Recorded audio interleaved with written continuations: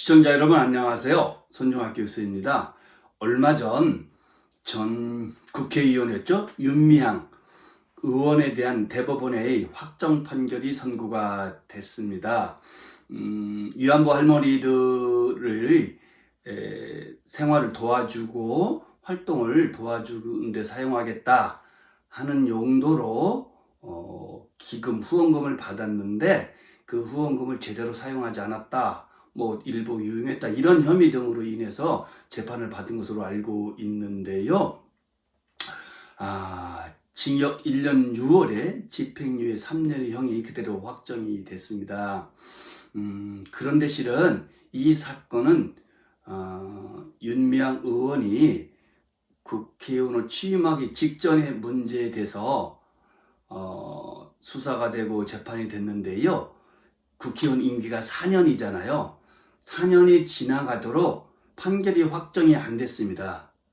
그리고서 국회의원 임기가 끝난, 그래도 한 5, 6개월 지난 상태에서 얼마 전에 확정이 된 것이죠. 그래서 그 판결의 내용대로라 하면은 국회의원 자격을 상실하는 형이기 때문에, 만약에 이것이 임기 도중에 형이 확정됐다면 그 확정일자 당일 윤미향 의원은 의원직을 상실하게 되고 더 이상 국회의원으로서의 직무를 수행할 수가 없게 된 그런 형이죠. 그런데 이 판결이 국회의원 4년 임기를 다 마치고서도 몇 개월 뒤에 이루어졌기 때문에 윤 의원 입장에서는 4년의 임기를 모두 마칠 수 있고, 그에 따라서 어떤 보도에 의하면 임기 4년에 따른 보수로만 6억 상당을 받았다고 합니다. 이 부분에 대해서 많은 언론에서는 지연된 정의다, 이게 늦게 판결 선고된 것이 무슨 의미가 있느냐, 좀 더 일찍 조속히 판결이 확정됐더라 한다면 이런 부작용은 없었을 거 아니겠느냐 라는 각도에서 비판이 날을 세웠던 것으로 기억이 납니다. 그런데 저는 이 지연된 정의의 문제보다도 다른 각도에서 한번 여러분들과 생각을 공유해 보고 싶습니다.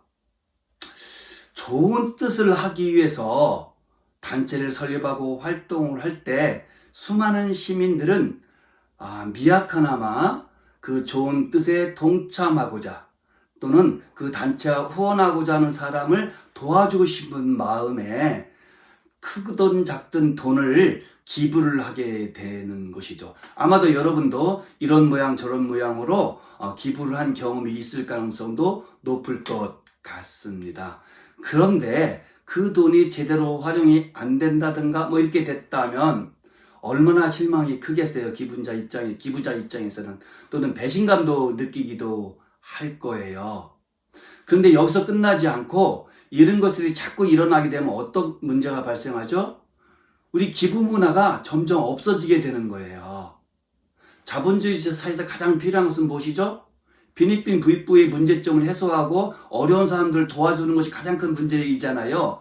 그랬을 때 이 기부 문화의 확산이야말로 자본주의 사회의 병폐를 조금은 치유할 수 있을 뿐만 아니라 우리가 함께 살아가는 같은 사회의 구성원이라는 연대감까지도 생길 수 있기 때문에 굉장히 중요한 것이지 않겠습니까? 그런데 이 기부를 한 돈이 원래의 목적대로 사용되지 않는다든가 일부 이용이 된다든가 라고 했을 때 기부자가 느끼는 상실감 플러스 이러한 기부 문화가 더 발전하지 못하고 오히려 쇠퇴해서 많은 사람들이 기부를 하지 않으려는 그런 마음을 먹게 될 수 있다는 것이죠.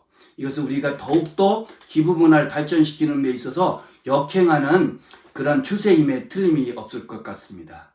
비슷한 것으로 어느 불교단체에서 우리 위안부 할머니들을 돕겠다는 취지로서 기부를 받았는데 그 기부 목적대로 사용하지 않고 대부분 건물 같은 데 사용했다고 합니다. 그러자 기부자들이 내가 낸 기부금을 돌려달라 하는 소송을 제기했었습니다. 그런데 기본적으로 이런 기부금의 반환 청구 소송에서는 기부자의 목적과 뜻과 달리 사용됐다 할지라도 그 반환을 허용해주는 판결이 많지가 않습니다. 그에 따라서 1심과 2심에서도 원고들이 패소했어요. 즉 비록 조금 약간의 문제가 있다 할지라도 그것이 기부금을 돌려주라 할 정도는 아니었다, 이런 지지죠. 근데 대법원에서는 이번에 정반대의 판결을 했어요. 지난 여름에 판결 선고가 됐었는데요. 무슨 취지냐면은 위안부 할머니들을 돕겠다는 취지로 기부를 받았고, 그런 내용들이 홈페이지라든가 이런 쪽에 다 공시가 되어 있고, 기부자들도 그러한 것인데 사용되는 줄 알고 기부를 했는데 나중에 보니까 그런 목적으로 사용되지 않았다, 대부분이 라는 상황이 인정이 된다면 그것은 기부자로 하여금 착각에 빠지게 했다.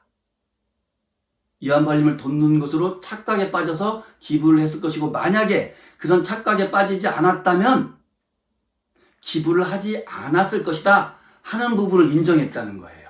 그래서 법률적인 용어로 치면은 동기 착오에 의한 의사표시 취소에 해당되는 것이거든요. 즉 내가 기부하게 된 동기에 착오가 있었고, 그 동기가 기부를 함에 있어서 표출이 됐고, 나중에 실제 보니까 그것이 착오에 빠졌고, 착오에 빠지는 원인이 보니까 기부를 받는 단체의 공지 내용 같은 것에 의해서 유발됐다 라고 보게 된 것이죠. 그렇게 되는 순간에 어떻게 되겠습니까? 나는 착오에 빠졌기 때문에 그 착오에 의한 의사표시는 취소할 수 있다, 법에 의해서. 그러니까 나는 이 기부 행위를 취소한다. 그러니까 취소됐으니까 내가 냈던 그 기부금을 돌려달라 하는 소송이었던 거예요. 근데 아까도 말씀드렸듯이 이런 것들에 대해서 1심과 2심에서는 인정을 하지 않았는데, 이번에 대법원 판결에서는 그걸 인정한 거예요. 그래서 돌려주라는 취지로 파기환송 판결을 하게 된 것입니다.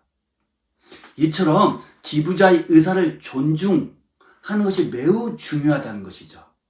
그래서 우리가 윤미향 사건 같은 것을 보면서 지연된 정의 이런 것도 우리가 중요하게 다뤄야 하지만, 기부자의 의사와 내용대로 사용되지 않았을 때 그것을 돌려주지 않으면 안 되고 돌려줘야 한다고 판단할 필요도 있다, 이렇게 봤다는 것이죠. 이런 것들을 통해서 우리 기부 문화 더 확산되고 발전할 수 있는 계기를 만들고자 하는 대법원의 고민이 흔적이 아닐까.